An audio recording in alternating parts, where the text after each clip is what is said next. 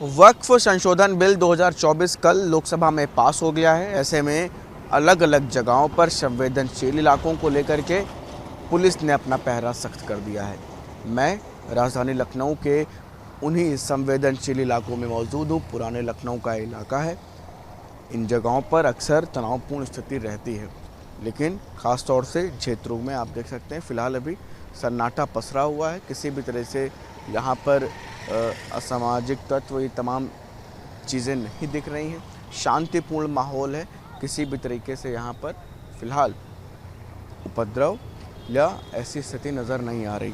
सन्नाटा पसरा हुआ है उस इलाके में जहाँ पर सबसे ज़्यादा ये तनावपूर्ण इलाका है। यहाँ पर आप समझिए कि जब लखनऊ में CA/NRC तमाम ऐसे मुद्दे हुए, जब तनावपूर्ण माहौल हुआ, तो ये वो इलाका है जहाँ कर्फ्यू लग जाता है, जहाँ पर माहौल पूरी तरीके से भय के साथ डर का माहौल इन इलाकों में रहता है।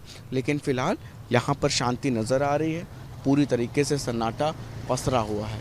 पुराने लखनऊ में तमाम सुरक्षा व्यवस्था के बीच में शांतिपूर्ण माहौल है। बात कर लेते हैं। क्या नाम है आपका? शमसी आज़ाद सर। क्या कुछ कहना चाहेंगे? बिल कल पास हो गया है लोकसभा में, आज राज्यसभा में जाएगा, क्या लग रहा है? देखिए, बिल जो है भारतीय जनता पार्टी ने बिल लाने के पहले ज़मीन पर काम किया। जो अल्पसंख्यक समाज के बुद्धिजीवी थे, जो उनके धर्मगुरु थे, जो उनका पढ़ा लिखा तबका था, जो छात्र थे, नौजवान थे, महिलाएं थी, सबसे बातचीत करने के बाद, अपने कार्यकर्ताओं से बातचीत करने के बाद उन्होंने सर्वदलीय बैठक किया और उसमें भी लोगों ने समर्थन दिया। उसके बाद JPC का गठन किया गया। JPC ने बाकायदा जो है हर शहरों में जाकर लोगों से वहाँ पर बातचीत की और उसके बाद ये निष्कर्ष निकाला गया कि ये बिल जो है कहीं ना कहीं वक्फ को मजबूत करने के लिए, वक्फ की प्रॉपर्टी को बचाने के लिए किया गया है। क्योंकि आप देख सकते हैं यहाँ पर एक छोटा सा उदाहरण अगर मैं आपको दूँ, यहाँ पर रूमी गेट और बड़ा इमामबाड़ा, छोटे इमामबाड़े जैसी, काजमैन, शाहनजफ जैसी धरोहरें जो हैं वो कहीं ना कहीं जो है प्रशासन के अंतर्गत आती है, DM के अंतर्गत आती है। तो DM उसका रख रखाव करता है। और जब लखनऊ में कोई आता है तो हम सबसे पहले आपको रूमी गेट, घंटाघर, बड़ा इमामबाड़ा दिखलाते हैं। और इसके विपरीत अगर आप जाएंगे, जो प्राइवेटेशन किया गया है, जो मुतवल्लियों को पैसा देकर जो मुतवल्ली बने, जिन लोगों ने कहीं ना कहीं सरकार में जो है अप्रोच दिखाकर उनका किया मुतवल्ली बने, तो उन लोगों ने हमेशा खुर्द-बुर्द करने का काम, वक्फ को बेचने का काम किया। वक्फ की स्थापना जो की गई थी 1954 में की गई थी और इस वजह से की गई थी कि इसकी आमदनी से गरीबों को, मिस्कीनों को, यतीमों को, बेवाओं को कहीं ना कहीं से मदद दी जाएगी। लेकिन मैं चैलेंज के साथ आपके चैनल के माध्यम से कह रहा हूं कि पूरे लखनऊ में अगर आप पता करेंगे तो कोई एक मुसलमान भी ऐसा नहीं मिलेगा जिसको वक्फ की आमदनी से कोई फ़ायदा हुआ हो। कहीं बेवाओं को जो है मदद दी गई हो, कहीं किसी की शादी में पैसा खर्चा किया गया हो, कहीं किसी की तालीम में। यहाँ तक आप समझ सकते हैं कि एक भी मदरसा, तो ये बिल्कुल मिला के फ़ायदेमंद, बिल्कुल मिला के फ़ायदेमंद है। और इसीलिए आप देखिए धीरे धीरे लोगों ने समर्थन करना शुरू किया। मध्य प्रदेश में भी आपने कल देखा कि बहुत बड़े संख्या में लोगों ने समर्थन किया। पूरी तरीके से समर्थन, पूरी तरीके से समर्थन था। तो ये आप देख सकते हैं कि लोगों की राय इस बिल को लेकर के, और ये इलाका आप देख सकते हैं पूरी तरीके से शांतिपूर्ण ढंग से, पुलिस का पहरा भी है और उन तमाम चीज़ों के बीच में फ़िलहाल अभी संवेदनशील इलाकों में शांतिपूर्ण माहौल नज़र आ रहा है।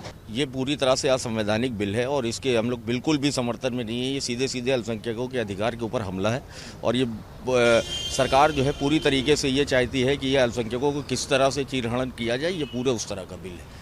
क्या लगता है कि क्या ऐसी चीज़ें होंगी इसमें जो नुकसान? ये आप देखिए ना कि सरकार की क्या दखल अंदाजी होनी चाहिए वक्फ की संपत्तियों में। भाई सबसे पहली चीज़ ये है कि वक्फ पहले आया, वक्फ 1400 साल पहले का है, बोल्ड बात का है, आज़ादी के बाद का है। तो इन सारी चीज़ों को देखते हुए सरकार का किसी तरीके से कोई दखल अंदाज नहीं होना चाहिए और मुसलमानों को ये पूरी तरह से ये छूट होनी चाहिए और ये अधिकार होना चाहिए कि वो अपनी प्रॉपर्टियों का जिस तरह से इस्तेमाल करना चाहे वो उनका होना चाहिए।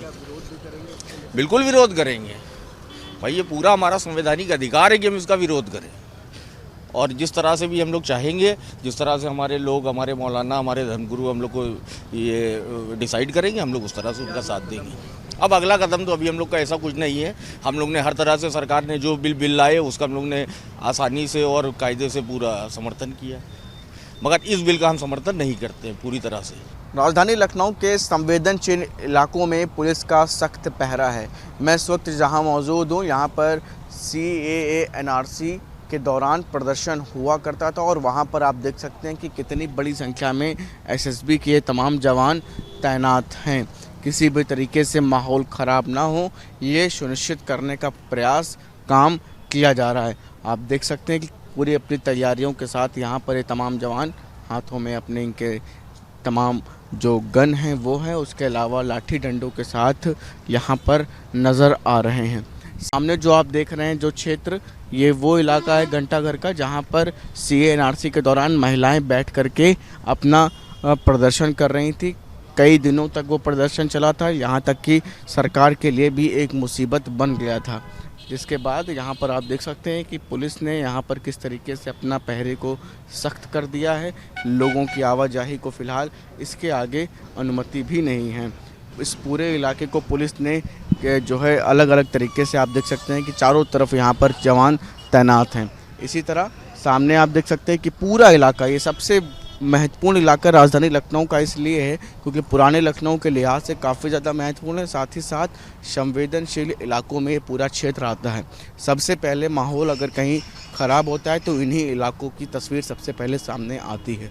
तो फिलहाल इन जगहों पर आप देख सकते हैं कि शांतिपूर्ण तस्वीर तो आ ही रही है, साथ ही साथ शांतिपूर्ण तस्वीर बनी रहे ये भी सुनिश्चित करने का काम ये तमाम लोग कर रहे हैं, जिससे कि किसी भी तरीके से माहौल खराब ना होने पाए। वीडियो जर्नलिस्ट सैफुल्लाह हसन के साथ Shubham Pandey, News Nation, Lucknow. News Nation अब व्हाट्सएप पर खबरों के ताजा अपडेट के लिए न्यूज नेशन के इस QR कोड को स्कैन करें।